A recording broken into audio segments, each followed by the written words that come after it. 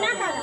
కనీసం మనకు సామాన్లు తీసుకునేటువంటి అవకాశం కూడా ఇవ్వకుండా మున్సిపాలిటీ వాళ్ళే మొత్తం మన సామాన్లు సర్దుకొచ్చి ఇష్టం వచ్చినట్టు పడేసి మనము గత 10 సంవత్సరాలుగా ఇక్కడ ఉన్నటువంటి నివాసాలను ఒక నోటీసు కూడా ఇవ్వకుండా కూల్చివేయడం అనేటువంటి చాలా దుర్మార్గమైనటువంటి విషయం. కాబట్టి వీటి పట్ల మనం అందరం కూడా ఎక్కడైతే పుట్టగొట్టిరో అక్కడ ఇంట్లో కట్టించాలన్న డిమాండ్తో ప్రజలందరూ ఉన్నారు. ఇవాళ ప్రభుత్వాలకి నిమ్మకు నీరెత్తినట్టుంది. ఇవాళ రేవంత్ రెడ్డి ఏం చేసి మన దగ్గరికి వచ్చిండు. ఇవాళ పొంగులేటి శ్రీనివాస్కి మనం ఓట్లు వేయగానే కొమ్ములు వచ్చేసినాయి. ఆ కొమ్ములు వీకే సమయం కూడా మళ్ళీ మనకు వస్తుంది, మన చేతిలోనే ఉంది. పేద ప్రజల ఉసురు పోసుకున్నాడు ఎవడు ఈ దేశంలో బాగుపడ్డ చరిత్ర లేదు. ఉందా? వాళ్ళ తాతలను చూసినాం, తండ్రులను చూసినాం. కాంగ్రెస్ వాళ్ళు మహానాయకులు, టీడీపీ వాళ్ళు, బీఆర్ఎస్ పార్టీ అధినేత నేనే తెలంగాణ తెచ్చుకున్నా అనేటువంటి నియంతనే కాలగర్భంలో కలిపినాం. ఇది పెద్ద గొప్ప విషయం కాదు.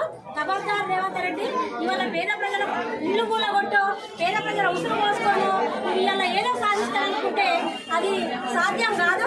కాబట్టి ఎక్కడైతే ఇవాళ వెలుగుమట్ల ప్రాంతంలో ఖమ్మం జిల్లా సరిహద్దు అయినటువంటి వెలుగుమట్ల ప్రాంతంలో 600 ఇండ్లు కూల్చివేసి అక్కడ 10 సంవత్సరాలుగా నివసిస్తున్నటువంటి వాళ్ళను నిరాశ్రయం చేయడం అనేటువంటిది మామూలు విషయం కాదు. దానికి వీళ్ళంతా కూడా పోరాటానికి సిద్ధంగా ఉన్నారు. ఇవాళ మా POW ప్రగతిశీల మహిళా సంఘం కూడా మేము ఇవాళ అక్కడ ఉన్నటువంటి వాళ్ళు భర్తల్ని కోల్పోయినటువంటి భార్యలు ఉన్నారు, కొడుకుల్ని కోల్పోయిన తల్లులు ఉన్నారు, కూలి పని చేసుకునే వాళ్ళు ఉన్నారు, ఇళ్లలో పని చేసుకునే వాళ్ళు ఉన్నారు. మరి ఇక్కడ నుంచి వెళ్ళిపోతే ఏం పని చేసుకుని బతకాలి?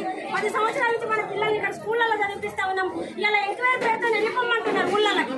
ఊళ్ళకి వెళ్ళిపోయినాక ఏ ఊరైతే ఆ ఊరికి వెళ్ళిపోవాలట, అక్కడికి వచ్చి ఎంక్వైరీ చేస్తారట. అక్కడికి వచ్చి ఎంక్వైరీ ఆ ఊళ్ళో ఏం చేసుకొని బతకాలి? మాకేమైనా వ్యవసాయ భూమి ఇచ్చినావా నువ్వు రేవంత్ రెడ్డి? అక్కడ ఏమన్నా 5 ఎకరాల భూమి ఇచ్చినావా? అక్కడ మాకేమైనా పని ఉందా? మా పిల్లలకు ఏమన్నా ఉచిత విద్యను ఇస్తున్నావా?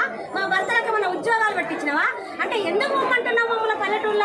ఇక్కడ నీ జాగిరి ఏముంది? ఇవాళ మీ మంత్రులు ఇక్కడ ఖమ్మం జిల్లా జాగి ఇవాళ పేద ప్రజలకు ఏదైతే వేసుకున్నటువంటి భూమి, భూదాన భూమి ప్రజల ఆస్తి, అది మిగులుకున్నటువంటిది ప్రజలు వాళ్ళు వేసుకున్నటువంటి ఇళ్లను కూలగొట్టడం అనేటువంటి సరైన పద్ధతి కాదు. కాబట్టి ఎక్కడైతే మీరు ఇల్లు కూలగొట్టిరో అక్కడనే తిరిగి ఇల్లు కట్టియాలని, లేకపోతే కట్టించేంత వరకు సుదీర్ఘమైన పోరాటానికి ప్రజలు సిద్ధంగా ఉన్నారు. వాళ్ళ పుట్ట చెట్ట పట్టుకొని వచ్చినాం. మన ఆకలి ఎవరో 4 రోజులు పెడతారు, ఎన్ని రోజులు పెడతారు? అన్నం పెట్టే వాళ్ళు ఎన్ని రోజులు ఉంటుంది? మనకు పెడతారా? 365 రోజులు పెడతారా? సంవత్సరాలు పెడతారా? మనం ఎక్కడ ఉండాలి? ఈ అంబేద్కర్ భవన్లో మనం ఏం చేసుకొని ఉంటాం? మన పిల్లలు, మన సంసారాలు ఏంటి? అసలు ఏమన్నా తెలివి చేస్తుందా, తెలివి లేక చేస్తుందా? ఇవాళ ఎన్ని వాగ్దానాలు చేసి గవర్నమెంట్ లోకి వచ్చినటువంటి రేవంత్ రెడ్డి వాళ్ళు ఎవరి పక్షాలు నిలబడ్డారు అనేటువంటిది మనం చూడాల్సినటువంటి అవసరం ఉంది. గతంలో అనేక ఎర్రగొండ పార్టీ, ఇవాళ CPM పార్టీ అనేక భూ పోరాటాలు చేసి 100 ఎకరాల భూములు పేద ప్రజలకు పంచిపెట్టింది, దొరల దగ్గర నుంచి లాక్కొని. మరి వాళ్ళ ఎవరి మీద లాఠీ చార్జ్ చేసింది ఇవాళ రేవంత్ రెడ్డి ప్రభుత్వం?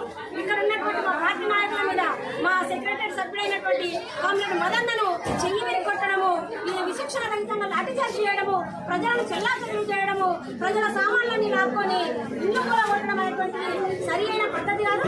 ఖబర్దార్, ఎక్కడైతే కూలగొట్టారో అక్కడ గట్టియాలని మన ప్రగతిశీల మహిళా సంఘం డిమాండ్ చేస్తూ ఉంది.